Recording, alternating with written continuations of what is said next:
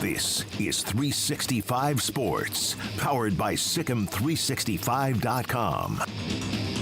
Welcome to the Triple Option. Here's your host, Paul Catalina.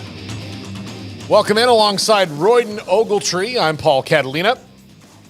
But if you watch the show, you should know that. But if you're new to it, and here, I mean, you'll find out that when it says with Paul Catalina, I'm that guy, and you're another guy.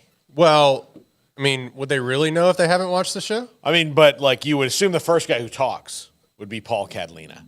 What if they've never heard radio before? That's true. I don't know. Then I don't know what to tell you. I don't know. But you're Royden, and you're usually here on Tuesdays. I am Royden. Hello. There he is. And we do this shot quite often now because most every person on earth is taller than me. And this makes it look like Royden and I we adjusted the cameras. Are the same species, right? So if you take the wide shot of this desk, obviously it looks like God loves one of us more. So I don't want to do that. So, you know. Oh, let me humble us. I humbled myself before you, though. I asked you before we started the show. I was like, you ever start the day taking Miralax? Like, yeah. No, hey, look. That's where I am today. I'm 43, so yeah. I've got all kind of. Listen, you're not to the point in your life yet. Garrett is in his late 30s, so correct. He is starting to experience this. But where you will wake up in the morning and you'll hurt. But you have done nothing. Not like I walked in a treadmill for 20 minutes. Yeah, like that shouldn't have hurt me. You know, like I went. I am starting to get to the point in my life where I think we talked about this before. Stretching is like key. Yeah, I went for a run without stretching. I pulled my groin. Yeah, yeah. But I've had times where like I'll wake up and I'll be like, man, my shoulder's just really tight. And I was like, what'd you do? I'm like, I don't know. I mean. I had that steak last night. And that's, just I guess. You ever thrown, this is completely different tangent. You ever like thrown a football or a baseball with like your nephews or something like that, and the next day your arm feels like it's about to fall off? Oh, no. I used to throw a baseball all the time. Didn't matter. It wouldn't warm up. Wouldn't matter. Like now if I like play toss for a little bit, I'm like, I think I need Tommy John. Yeah.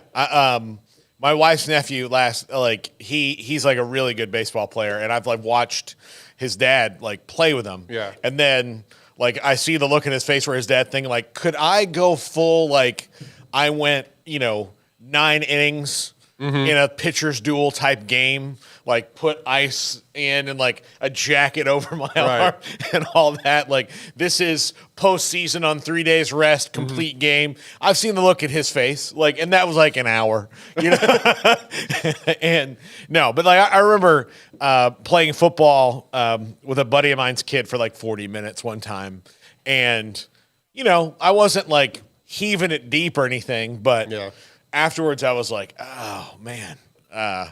They might have to surgically reattach my arm, honestly. I like get the icy hot, like, or I'll just call somebody like, do you know Dr. James Andrews? Right.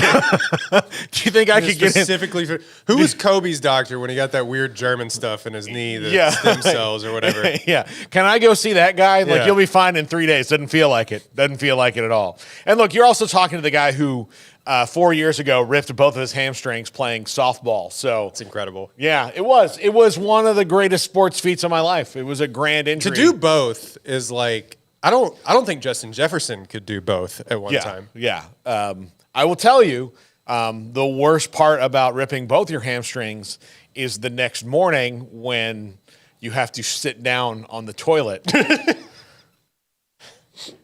And at that time, it was kind of a miracle. I did live it like it was good and bad that I lived alone. But had I like been living with my wife then, like she would have been like, did somebody just murder you? Like,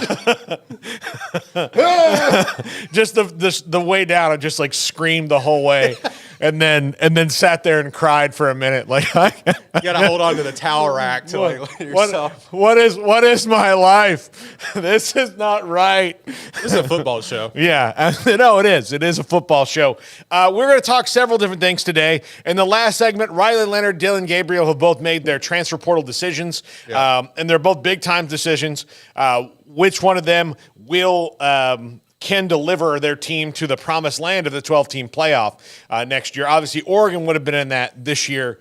Notre Dame would not have. Yep. Notre Dame would have probably been a game out of it because of losing to Louisville, who would have been in it, or losing to Clemson, who would not have been in it, or losing to Ohio State, who would have been in it. So those are kind of interesting things to talk about. We'll also actually, as I move forward through my trauma about the college football playoff, let's talk about the actual games in the next segment and Sure. What is actually going to happen and not what justice calls for. Are you at the bargaining phase yet?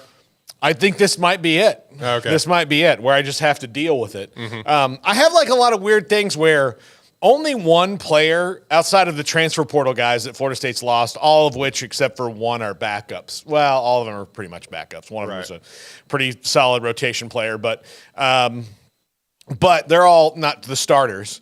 No one but Johnny Wilson has said he's not playing in the bowl game. That doesn't mean that they're going to. But the longer that they wait to say the obvious thing that they're going to do, the more sillily, crazily optimistic I get. Right. They're going to opt out of the bowl game. They're not going. Keon Coleman is not playing against Georgia unless he's the coolest guy that's ever walked the face of the earth, which he might be. I don't know, but Also, not for nothing, half the Georgia people are not. yes, I mean that's gonna it's that's the thing about and that segues nicely into. If we were the college football boss for a day, some of the things we would do, I would make one of the things I would do is let's take a real look at the bowl system. I'm not saying eliminate the bowl system. Yeah. It has a lot of value that I think average fans don't see. Where it's 15 practices, it's getting young guys reps that they weren't getting. There are good things that are happening now in the modern bowl context that are valuable for teams moving forward. But I also think that we need to. Nobody wants to talk about this, but it's extra exposure in prime time for a lot of. I mean, some of them are played in the Bahamas, on Christmas Eve, in the morning. So not that, but some of these larger bowl games are played at night on ESPN. That's exposure to people that may not have eyes on what you're doing in the first place, and nobody really talks about that. Recruits that want to go to your school are going to go to your school, but I digress. Yeah, they're not going to be like, hey, I saw the Humanitarian Bowl on December 17th. The Gasparilla Bowl, and that really swayed me to ULM. Yeah, no, but that's not. But it's good. It's a good opportunity for you to play a team you're not going to play. But I do think one of the things I would do to the bowl system, if I were the college football boss, is I'm going to eliminate your conference tie-ins. Right. And then we're just going to go through. And Jack and I talked about this the other day because Jack's a brilliant young man, although I think he's got his headsets in so he can't hear me say that, which is the best. He heard it. Okay. But I would just see after the playoff, he suggested doing the NIT almost for college football, just seed the bowls that way. Just go ahead and do that. And that to me is a little bit more interesting than the fifth SE, and then there's all this stupid negotiation with the bowls, the ACC because of the ridiculous, stupid, hateful, Gestapo-esque CFP decision. I don't know what else I can call it, but the violation of justice that it was. Everything that's soulful and wrong about sports in America. Anyway, all of that, but. After that, the ACC couldn't tell their teams where they were going because Jim Phillips and everybody in the ACC was caught totally flat-footed because they thought there's no way that they could do this when, they should have known they're totally doing this. Right. They're totally doing this. And so I would just get rid of all that. Let's make it to where you're already seeing in the New Year's Six, yes, they have conference affiliations, but also, if you're in the CFP games, then your conference affiliations don't mean anything. Yeah. So, what are we clinging to? So what you were just saying, just to backtrack, that FIFA is about on par with a Jimmy Carter like compared to this. Yeah. No, I wanted to. I don't mind the reseeding of bowl games and like distributing equally like down the line. I think that just worked. Like there should be a bowl game where it's like if LSU and Georgia are able to play each other, just like let them play each other. I mean, like you can ranked maybe seeding, ranked choice. You could also though, like even if you got to conference, if it like okay, well it'd be LSU and Georgia because they're the 15th and 16th seeds this year, then all right, well then just like swap them with the next ones available to where like at least you're not going to see a conference game again, you know, but like with that rule in like, okay, conference can't play conference if you're not in the playoff and let's just go on down the line. That way you just, I don't know, to me it would just be more interesting that way, you know, and more reasonable. And then you could, you know, take back a lot of the TV broadcast. We had Tim Brando on all the time. And one of the things he said, one of the first times we had him on, was that college football completely ceded the month of December to the NFL. Like they had this, you know, time where the NFL used to not do anything in December that was any different. It was just... Now they're playing games on Saturday. I think they're playing on Saturday. They're playing, So you gave them your day for a month. That's stupid. Yeah. That was really stupid. That was a really stupid thing to do because they're already bigger than you and bigger than everyone. Right. And it's not like you could call them and be like, hey guys, you know how we did that? Like, could you backtrack on that? Could you backtrack on that? Like, I know you're making a lot of money, but no, it's not going to happen. If you told the NFL that it was like, you're going to play a game every single day of the week, they'd be like, bet. Like, it's not, you know, you ceded that control over. So, sorry. Like, during the COVID year when they had to play those games on Tuesdays, they were like... Huzzah! Which they should do anyway and get rid of Thursday games, but that's a different thing. I have a fix for the overall nature of college football. This is going to take a minute, but just hang with me.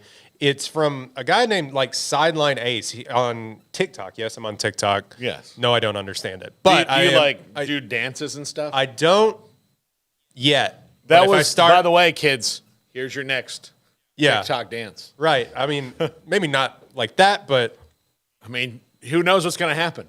You should make a TikTok. You take that video right there. What if you became like the next millionaire off of TikTok? That would be weird. 40-year-old man. Yeah. Quits job in radio. Yeah. No, just absolutely. This is not my medium anymore. I'm just going to do little TikTok dances. You know, you put a Camila Cabello song behind that, and then it'll be a hit. That was Paul in the Tallahassee clubs, by the way. Probably. Yeah. So this overall conference realignment, this guy suggests that there are no conferences, but teams are realigned by region. So what this is overall going to say is kind of what we hearkened to last week, is that all of these teams in these regions are basically going to be in their own Premier League style. So there's going to be a Tier 1, Tier 2, Tier 3. So you have the Southeast, Midwest, Central, and West region. Yeah. If I could show you the map, I would, but basically the West basically I can see it from here, but basically encompasses everything from New Mexico West, Texas is in the Central region, along with Oklahoma, Kansas, Missouri, and Iowa, and Arkansas, and Louisiana, so on and so forth. Yeah. South encompasses what basically is made up of the SEC outside of the Carolinas. Yeah. And so it basically goes like this, like the East region, or all the regions, Tier 1, Tier 2, Tier 3. The Tier 1 schools are mainly what are currently the current Power 5 schools, just divided up into those regions. So, for example, the South region is basically the SEC, but you go Alabama, Georgia, Florida State, Tennessee, Florida, Auburn, Miami, Ole Miss, Mississippi, UCF, Georgia Tech, and Vanderbilt. But the tier below them are teams like Memphis, USF, FAU. I think this is Temple, UAB. You get what I'm saying.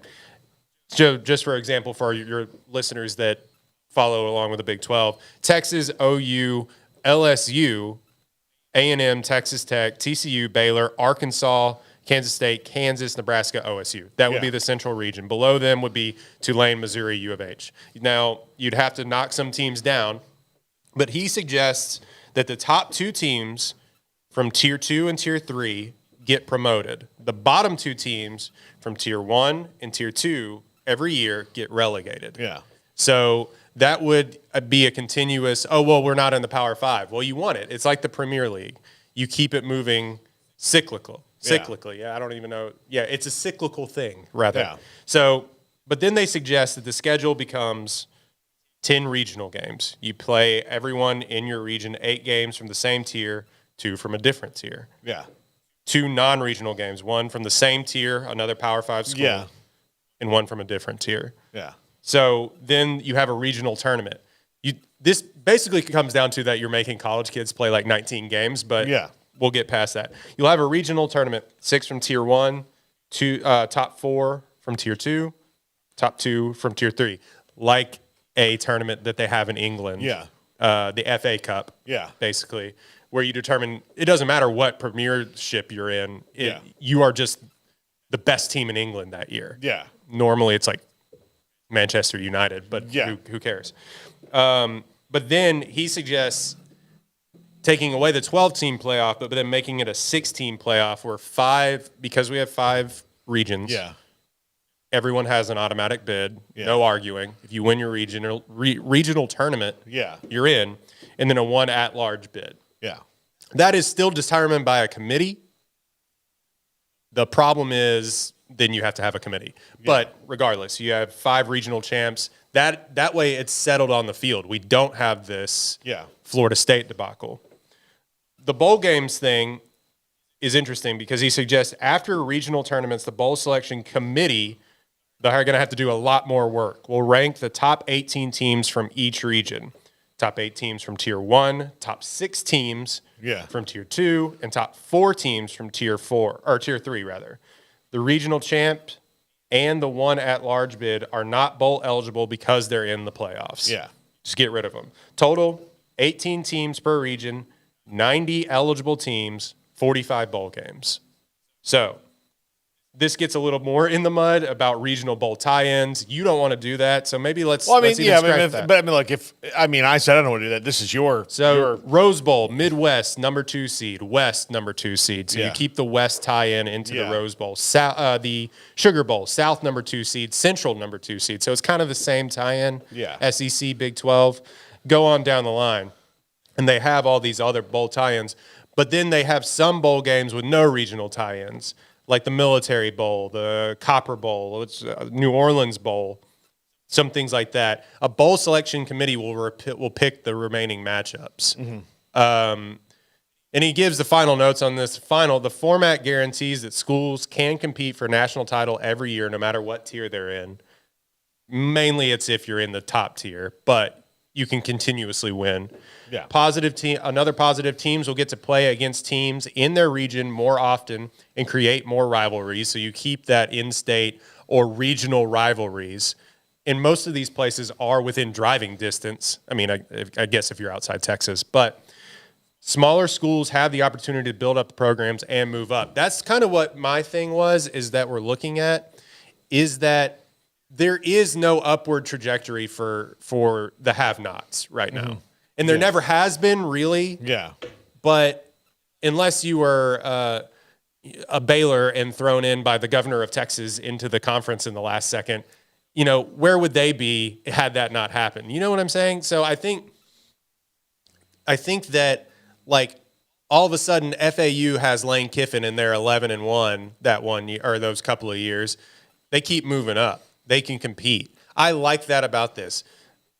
I mean, Tulane, same thing. I just think there has to be some sort of reason to keep playing these games and to keep saying, hey, you can win. You can keep going. I think, like, there's always going to be the people with money in the halves. As unrealistic that is, because you'd have to get everybody to agree that, like, oh, if I lose, I'm going to go down.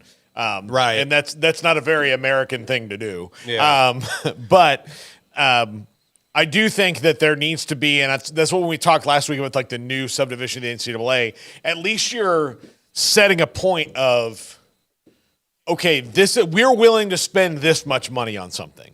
If you're not, that's fine, but let's all admit that we're not, we're not realistically chasing the same goal, And we're also not lying to you. Yeah, we're not gonna oh no. I mean, we the one thing I think, and it bothers me because I would love to see the group of 5 teams get more equal footing and more of that. But it's the disdain that the Power 5 seemingly has to the group of 5, and then pretends well, no. I mean, we're happy to throw some scraps to them.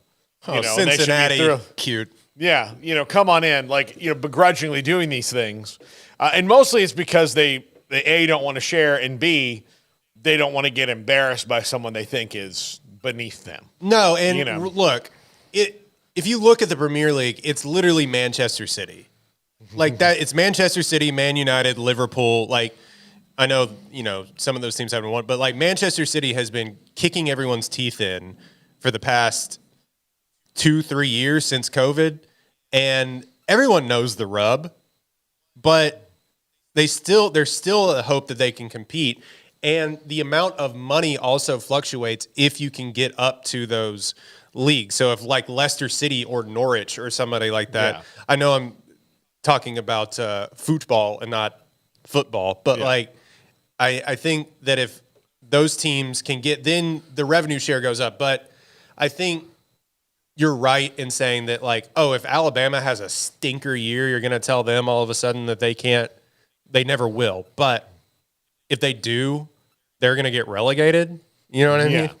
That may never happen. Also, he says the neutral with this is with promotion and relegation. I think NIL and the transfer portal will become even far more active. Yeah. Especially if you get relegated. You see people in the Premier League buy players from lower teams all the time, or buy prospects from lower teams. And to win a national title, teams would have to play up to 17 to 19 games, which is a lot for student athletes, not in the NFL. NFL is already saying, hey, if NFL can make it 20 games, they would. Yeah. They've kind of... Well, that'll get there. It'll get there, yeah. They'll cut out all the preseason. They'll just play 20 regular season games. I think that inevitably we're going to go to these schools playing about 16 games in general. Mm-hmm. So I don't mind it. I mean, it's tough for the student athletes and their bodies and keeping up with grades and such, but we're getting more and more to this is a professional sport. Yeah. This is a professional sport. No, I would... Yeah, I'd be one of those guys that would figure out a way to make these guys employees and let's collectively bargain, because it's going that way anyway. So as opposed to losing in court and then getting steamrolled by something that's not sustainable and is going to collapse in itself, I'd be like, all right, let's start right now and let's make this something that can function, and also keep some of the tradition that we're accustomed to, because right now we're steamrolling through a completely uncertain future and how this is all eventually going to work out. Yeah, I like the idea. It's all a pipe dream, like you said. If we were the boss for a day, what would we do? But it's all a pipe dream. But I think my biggest pipe dream is that I didn't say for a day. I said if you're the boss. If you're the boss. If you're listen, this is your job. Revenue sharing, everybody play nice. If you want to keep making all this money off of TV deals and bringing popularity and kids to your school that want to go to your school to watch big time football, which is a thing that happens. If you're good at football, your enrollment goes up. We all know this. More enrollment equals more donors down the line. You're going to have to start revenue sharing with with smaller teams, and you're going to have to not lose to them. So figure it out, and whatever that takes is what it takes. The problem then becomes we have fully transitioned into a professional sport, and now are these people just staying here until they're 28? Yeah. Then you have a fight with the NFL. Yeah. That's a whole other thing. But I'm just saying, we're dividing into regionals. We're keeping regional rivalries.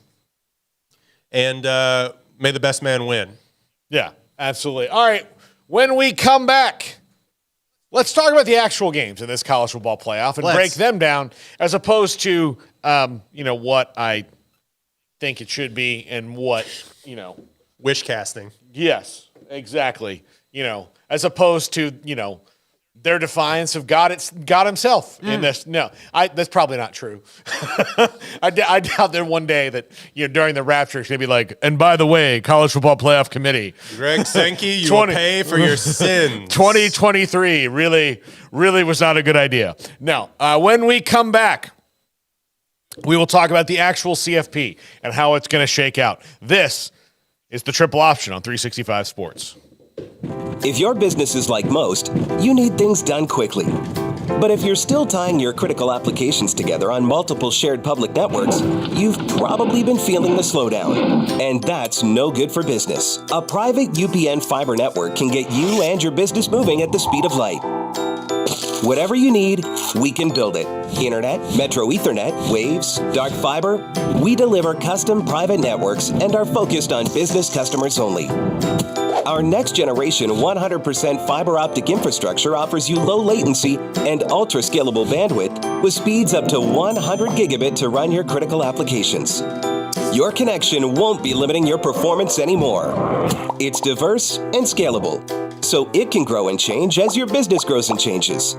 And with a secure carrier-grade private network, you'll have all the reliability you need. Contact UPN today to learn more. Fast just got faster.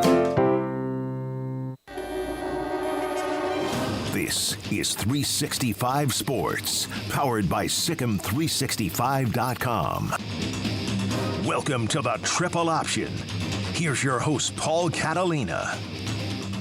Welcome back. Paul Catalina, Royden Ogletree alongside. And Royden, I've spent over a week now, in a blind rage, sorrow, anger. They found him the other night naked in Cameron Park. Yeah, that wasn't me. Oh.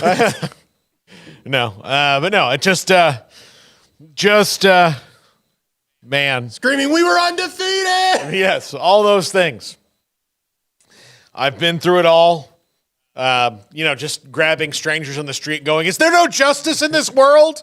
And then like, what are you talking about? And then I just go on because college football. But no. So we do have a 14 playoff for mercifully won last year. Mm-hmm. And there are some pretty intriguing games in it, which honestly, we have not talked about on this show at all because... And trying to solve the world's problem. Because, yes, we were trying to fight. Like, again, I became like, what's the dude that used to be Jim Acosta, in the White House press room, decided to fight the battles for the world. Right. So as I move past that and into the stark reality of what we are, starting out, I want to do Washington and Texas second because I think that's the better matchup. But Alabama and Michigan is very intriguing to me in that Michigan is a much cleaner team than Alabama is right now. They're big up front on both sides of the ball. They don't have as many big-time playmakers as Alabama does, but they run the ball really well. J.J. McCarthy's a pretty darn good quarterback, but I don't want to play Jalen Milroe right now. He is really locked in, and it's not because of fine though in that game. It's not. And it's not because of if you look at his numbers, they kind of can be deceiving. It's kind of up okay, well, he's this I was talking to our friend Andrew Baker, Garrett, and he was like, well, he's like a 52% passer. I'm like, that's not what gets me. It's his legs, man. It's the improvisation that he's been able to develop that if you can keep it close, that's where you're going to lose to Jalen Milroe. Because right now, he's had a couple games this year where he was ridiculously dominant. Oh my God, look at this guy. But most of them are these kind of peaks and valleys of he missed a wide open receiver on this route. He can really only throw these things right now. I do think that a lot of that will change and they'll as he gets better, those will get better too. But right now it's just he's the best athlete on the field at any given time. Mm-hmm. And he has the ball in his hand every single play. And when stuff breaks down, it's going to be very hard to stop the guy who is just making it up as he goes. And I would compare him right now to Vince Young the year before in 2004 when high praise. When Mac Brown decided to let go and just kind of, all right, we're going to let him Vince let Vince be Vince, and we'll see what happens, because we're trying to make him do this, and he doesn't. We're not registering. And then when they did that, and it was like, oh, look at this. They won the Rose Bowl. Mm-hmm. Then they run the Rose Bowl, or they won the Fiesta Bowl. They won the Rose Bowl twice. Right? Yeah. They beat Michigan in the Rose Bowl, and then they beat USC in the Rose Bowl. So, like, they won 2 Rose Bowls in a row, including one of the greatest college football games that will ever be played, because they just let Vince Young be Vince Young. I think Nick Saban and Tommy Rees have done that with Jalen Milroe. He's just not maybe as far along as Vince Young was at that point in his career, but it's very similar in that, yeah, you're going to have moments where, like, in that year, like, Vince Young would have been like 14 of 31 passing and not really that good, and the yardage is up because he broke some big ones, but it was, oh, we finally got him in 3rd and 15, we've got him dead to right. No, he just got 22 yards. Like, those are the things that scare me about Jalen Milroe right now, because you can't game plan for improvisation that well. You just have to, you can get, like, right around it and hope that your athletes can match his athleticism, but and Georgia mostly was able to, but that's because they're Georgia. But mostly we're able to, like, when it comes down to a 3-point game, that's where he gets you, right? Yeah. I think it's interesting that people have been calling that, this is one of Saban's best coaching jobs, but not for the Jalen Milroe part. Like, yes and no. Like, he wanted every opportunity to not play Jalen Milroe, and then, like, couldn't. Because it's like, oh, we don't have anybody else. So we had to play him. And then by just letting him play, they somehow unlocked him. Only has 6 interceptions on the season, which I could have, he's done pretty good at, like, protecting the ball. Regardless, this is Saban's best coaching job, because all of a sudden the cornerbacks can cover. Yeah. Do you remember when they played Texas? Yeah. You're getting cooked. Yeah. Early in the season, they were not good. But now. It's also, he is coached around, like, they still commit a lot of stupid penalties. Yeah. Like, just stupid, it's like sloppy, lazy penalties that normally Saban it's not that kind of Nick Saban sort of sharp team that we've noticed, but still somehow they are 12-1. And to prove my point further, I'm going to go back to something. Garrett, I'll give you the last drive of the Auburn game with Jalen Milroe is terrible thing, miraculous thing. So that's where Jalen Milroe gets you, is that... Yes, or no, yes. Yeah, 3 terrible things in a row, including one of the dumbest plays I've ever seen a human being make on a football field at that level, playing for that coach that should have cooked the game, and then he made a throw that the only guy in the stadium who could do that was him, and he did it. And so that's why Jalen Milroe scares me the most, is because he's at a point right now where... he's like, his mistakes aren't crippling him, and he's just like, I remember when I was a kid and I was the best athlete in the yard. It's the same right now, and that's what he's doing. I'll tell you this much. Michigan's a 1-point favorite. I'd be betting a lot on Alabama. I know this isn't a betting podcast or whatever, but we... could be one day. Could be one day, yeah. -1 in the Rose Bowl, but Michigan's offense, nobody likes to talk about this because all of a sudden they're 13-0, and Michigan didn't look good against Iowa. Iowa's a good defense, don't get me wrong. They scored what, 26 points? And the first touchdown was after a long punt return. They got knocked down at the 2-yard line. Yeah, their offense, especially their passing game, I think J.J. McCarthy is better than what his numbers say, but their passing offense doesn't strike fear in my heart at all. And with, like, the way that Downs and Arnold and Kool-Aid McKinstry are all playing, it seems to me that Saban has, because that's his job, that's his bread and butter, is defensive backs, but it seems to me that he has them playing at a level that will completely just, I think, annihilate these Michigan wide receivers. So they're really going to have to win in the trenches, which, by the way, Alabama's still good at, Yeah. Because they recruit 5-star recruits that play linebacker and defensive tackle. But that's kind of my key to watch is how do these wide receivers who haven't, they've been kind of up and down. I don't know who's their leading receiver.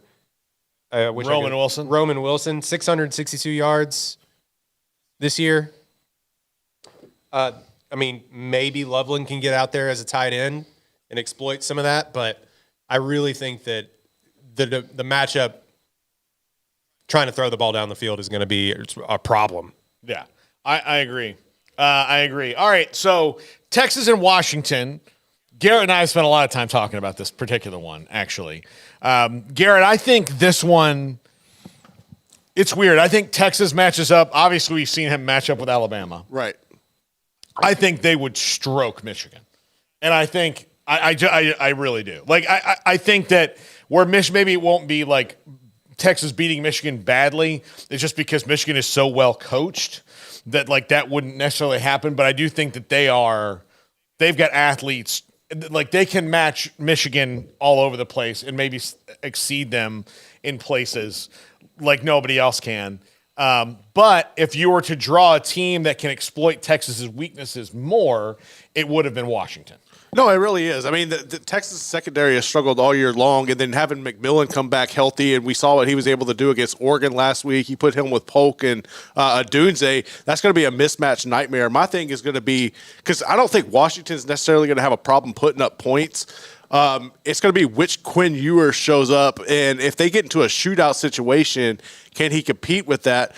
But man, I think Texas' ability to run the ball is going to be significant in helping their offense. But yeah, as far as the matchup goes, what Washington can do offensively is a mismatch nightmare for Texas, other than having Byron Murphy and Sweat coming down your throat if you're Penix. Yeah. So yeah, I think it's a really interesting matchup because, again, those wide receivers, Texas's biggest weakness is their secondary. Although one of their biggest weaknesses, Jalen Catalina, is in the portal. So yeah. They don't have to worry about. Wild, by the way. We hadn't talked about that. He's just like, I'm out. Yeah. First best season in Texas, like, in 20 years. Yeah. Didn't work out. I mean, I don't know if he's officially in the portal. He might be. I don't know. He's going to the portal. But yeah, so they like their weakness is their secondary. Like, where you get Texas is being able to burn them in the secondary. And Washington, if you're going to tell them, like, that's the game they're going to play, that's great. They're totally fine with that because they have those wide receivers and they have the Heisman Trophy runner-up in Michael Penix Jr.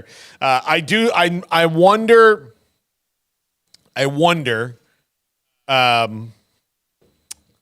if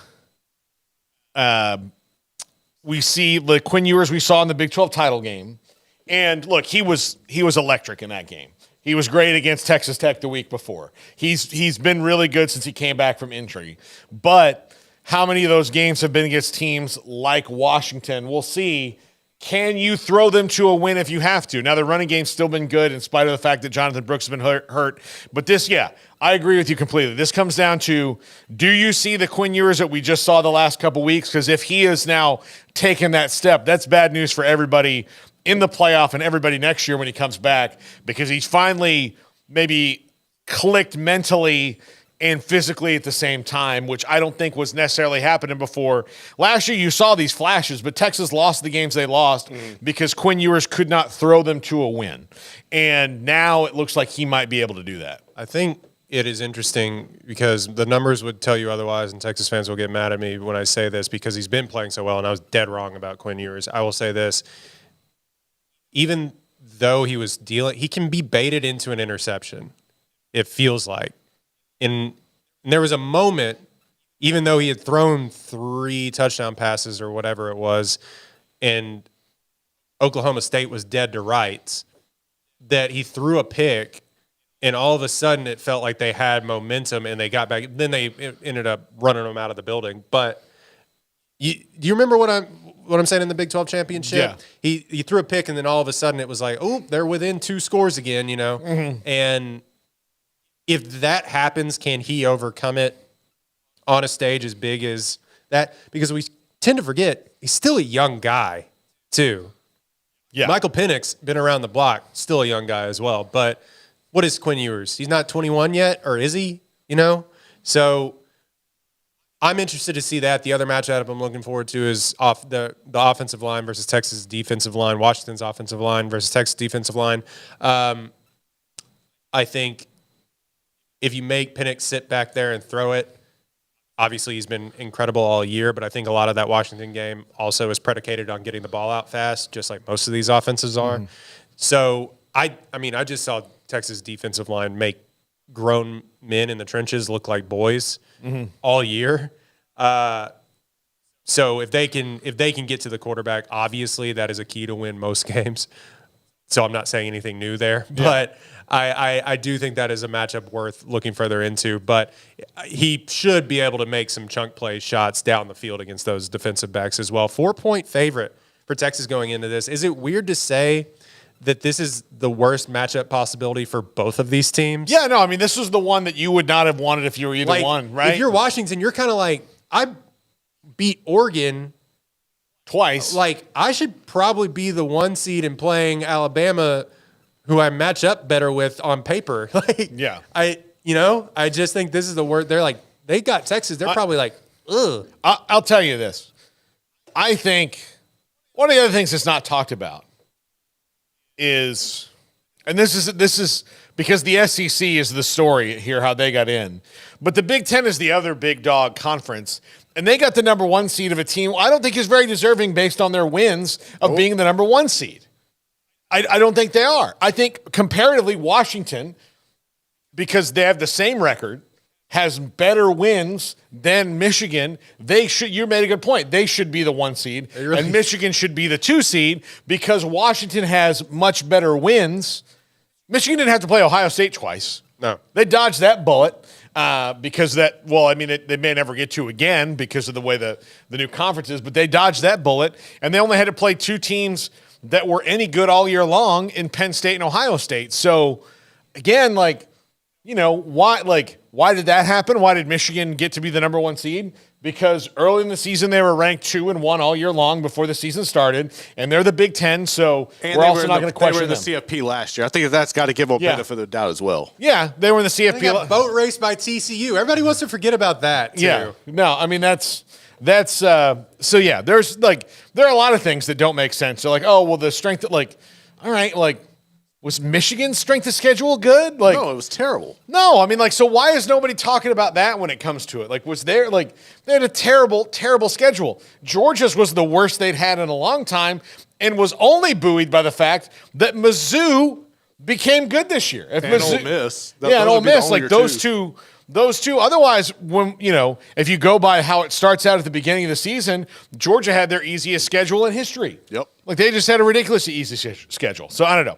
But at least we've talked about the games now. Yeah. And not the controversy, which, again, on my deathbed, I'm going to, come closer. The College Football Playoff Committee in 2023 was bullcrap. Flatline. This is how he would have wanted to go. Yeah. He never let it go. Yeah. Just on a tombstone, just middle fingers to the CFP. A big statue, I have a big statue in a mausoleum of just different things I want. What's the head of the CFP's name? Bill Hancock? Bill Hancock? Yeah. Yeah, that's going to be on your. Yeah, no. We've interviewed him. Bill Hancock's going to have to see me wherever I am. He's been on 365 Sports twice. Both those times I've been gone. Both those times I've been gone. And he's retiring, so he'll never come on again. So, he gets to, not that he's lives in fear of man, I'm lucky that, the one of the 3 who dislikes me the most, which it's not like the 3 of us on the main show, it's not one of them that has a Bill Hancock poster in his room or anything like that. Nobody's fans of what he does, but I would say it's me. I probably have the lowest tolerance for lobbyists of any human being on the planet. So no, go further. We need to diagnose. No, I just, if you lobby. What do you think about campaign donations? Oh my God, don't even get me started. But if you lobby for something good, should senators hold stocks? No. No. I mean, maybe not no, but they should have to adhere to the same rules we all do, But that's neither here nor there. But if you lobby for something good, which is pretty rare, right? Rare. Children's compared to most cancer lobbies. research. Yeah, those are good lobbies and those do good things. But if you lobby for something just because you're getting a check for it, regardless of the, hey, we should be able to spray this on on our plants. Why? Well, because we could harvest them faster. Like, is it going to make people sick? Don't worry about that. Like, everything makes people.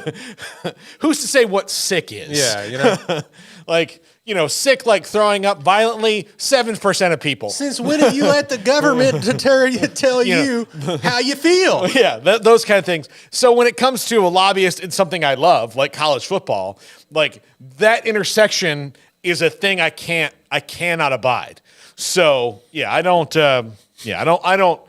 go in for lobbies. It's not my thing. I don't like hotel lobbies. No, I don't. I don't. Deep. Any kind of lobby. Doctor's office lobby, worst place you can be. You're just waiting. You know what? That's probably fair, actually. It's like nothing really good has happened. Everybody's coughing. Old magazines. There's other sick people.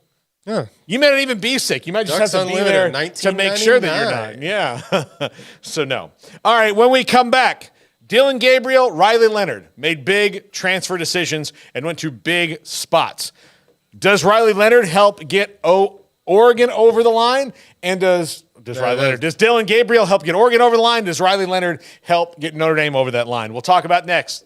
This is the triple option. If your business is like most, you need things done quickly. But if you're still tying your critical applications together on multiple shared public networks, you've probably been feeling the slowdown. And that's no good for business. A private UPN fiber network can get you and your business moving at the speed of light. Whatever you need, we can build it. Internet, Metro Ethernet, Waves, dark fiber. We deliver custom private networks and are focused on business customers only.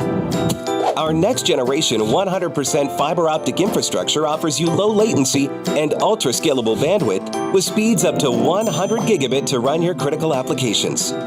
Your connection won't be limiting your performance anymore. It's diverse and scalable, so it can grow and change as your business grows and changes.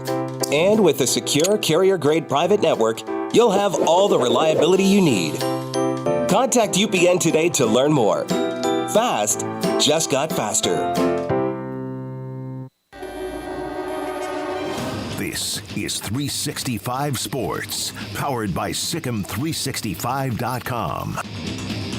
Welcome to the Triple Option. Here's your host, Paul Catalina. Welcome back. Paul Catalina and Royden Ogletree.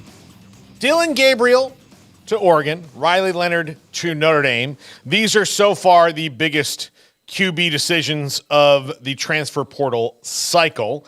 We talked a little bit yesterday when Jacob was here about about Taylon Green, which is one I really, really like. But Dillon Gabriel and Riley Leonard are the two top quarterbacks who've committed. The rest, not bad. Like Chandler Rogers to Cal, I think is good. Brock Vandagriff to Kentucky is very interesting. We haven't seen Brock Vandagriff play yet. Mm-hmm. We just know about him being a 5-star prospect at a high school. And then the rest have kind of all fallen in how they were. Blake Shapen to Mississippi State. It's pretty interesting. And things of that nature. But the two big ones, Dillon Gabriel, the second-rated quarterback overall by On3.com, and Riley Leonard, the fourth-rated quarterback and 11th overall recruit by On3.com, have made their transfer decisions. These are both teams who were Oregon, two close losses to Washington from being win one of those games and you're win the second one of those games especially, and you're in the college football playoff. And Riley Leonard going from Duke to Notre Dame. Notre Dame, you win that Ohio State game, and your season probably is a little bit different, although they did get pretty stomped by Louisville and Clemson when they did play. But maybe after that Ohio State game, things might have been different because, not as much of a letdown. Yeah. And by the way, Riley Leonard played a great game against Notre Dame this year. Got hurt at the end, which that game for Riley Leonard kind of derailed Duke's grand plan to finally arrive on the scene in the ACC. Yeah, we were watching that game. It was the same weekend as the Baylor UCF game, and all of a sudden it was like, how are we doing? What is happening? It just kept going. Yeah. And but which of these two guys, in your opinion, gets their team, because again, we're talking about 12-team playoff next year. Are these guys playing in the 12-team playoff next season? Because of the transfer to the Big Ten, it may be a little harder with all the top of the Pac-12 teams going to the Big Ten for Oregon. Like the depth of field. Like I know you don't think that like the Big Ten is as good as the Pac-12, but I think like the like having to grind it out versus it's still going to be tough. I mean, having to grind it out against Nebraska in the middle of the winter is going to suck. So I don't know if Dillon Gabriel gets you over the hump more so than like what Bo Nix gave you. And I get it that Bo Nix, like 65% of his yards came after the catch this season or something crazy like that. So it's all about getting the ball to athletes, which Dillon Gabriel has been doing for 2 years in this Oklahoma-style offense. How does he look in the Oregon offense, which I think all things are an offshoot of the spread Brio system, but I think Oregon may have a little bit more structure. I don't know. The big thing for both of these players is health. How does Riley Leonard look coming off, I believe, lower leg injury, ankle injury? Unsure. We'll see. Yeah. How does he look in that system at Notre Dame, which I assume is probably similar pro-style system to what Duke was running? I am so frightened that Dillon Gabriel is like one big hit away from just not playing anymore. Well, I mean, he is like Riley Leonard's a big guy. Yeah, like he's a bigger and it's yeah. I mean, we're talking because Riley Leonard did get hurt, but I just like he's 5'11", maybe 200 pounds. I doubt it. Like 5'11", 190. Listed at 186. Oof. So so I just think we'll see how that plays out. I like Riley Leonard, what he adds to that Notre Dame team that they haven't had in a long time, which is a running threat at the quarterback position. Yeah. Which I think he's mostly good at. He passes off the run better than he like. Yeah, but uses the pass to set up his run. You know what I mean? But look, so here are the big tough games next year for Notre Dame on their schedule. I know they're in transition, but at Kyle Field against Texas A&M, not easy to start off the season. Considering that coach knows literally everything about you. But I don't know how Purdue's going to be next year, but you still have to go on the road to Purdue. Yeah. You host Louisville. You host Florida State, and you go to USC. And that's not to mention, Stanford, Georgia Tech, and Virginia, Navy all on the schedule as well. But so if you navigate that part of the schedule, but this is going to be tough. Like they've got a tough go of it this year. And for Oregon, I should add to Notre Dame needs people to throw to. Yeah. Also, but two big transfers. Bo Collins out of Clemson, Chris Mitchell out of FIU. I believe Chris Mitchell I don't know if he was the leader in that conference in receiving, but he was up towards the top. He might have led in touchdowns. But those two guys are in the fold, so that's big. Like, they wouldn't have gotten Riley Leonard if they didn't get those guys first. Like, no matter how bad he might have wanted to go there, he might have just gone to, I'll just go to Ohio State and play with the sixth best guy on their roster that's better than most everybody else. But Oregon, they host Boise State, who we'll see. They've got the Civil War, which we'll see. UCLA, again, we'll see. Michigan State, we don't know yet. Ohio State, Michigan, Washington, the three toughest games on their schedule of teams based on this year. But things can change just that rapidly because of the transfer portal. They also play at Purdue. But so I mean, is Dillon Gabriel good enough to navigate that schedule in the Big Ten? Right now, it's a better schedule than Oklahoma played this year. Yeah, but I think he'll have more playmakers to work with offensively at Oregon. And I think the system will be something that he can pick up pretty quick. That way, I think he can have an advantage. That's something that Riley Leonard is going to have to overcome. And you mentioned what they did in the portal at Notre Dame, but that's the biggest difference is Dillon Gabriel is going to work with playmakers and a better system around him to put him in position to go to the playoff, whereas that's not the case for Notre Dame. Now, I think Riley Leonard can go to Notre Dame and win 7 or 8 games, but I think the Irish don't have a chance of making it to the playoff given that schedule. Yeah. I also should add that Dillon Gabriel is a red zone run threat too. Yeah. He had 12 touchdowns this year, no matter how small that I know that he is, but he still was able to scramble around and get in that last drive against Texas. He made it happen by running the ball 2 in that last minute. You had that big conversion on 3rd down and long that he ran. So I mean, I don't think these two though have enough are that much juice to get these two teams over the hump unless Oregon has a lot of secret weapons that we don't really know about. Like Dillon Gabriel can keep Oregon to me at the same level. Riley Leonard will keep them, but I think they might improve with Riley Leonard a little bit. Like as much as I like Sam Hartman, I think Riley Leonard's better. But best jawline in college football. But what is that arc, given the schedule that you have every year at Notre Dame? Right. Are you legit CFP contenders because of that one game? Like a 10-2 Notre Dame team is probably getting in. So probably. Name recognition plays a lot here. We've now established that. Yeah. I don't know. I think I'm wary of how well Riley Leonard can throw the ball. 20 touchdowns, 6 interceptions last season. So he probably takes care of the ball really well. I do like his running ability. We'll see how well it heals up after that leg injury. I personally think this player elevates them over Sam Hartman, who traditional drop back and throw at quarterback. And I think in college football, to me, it's getting increasingly more in the NFL. Just have a guy that is a threat to run around a little bit to escape the pocket. Otherwise, you just become that much more limited in your offense.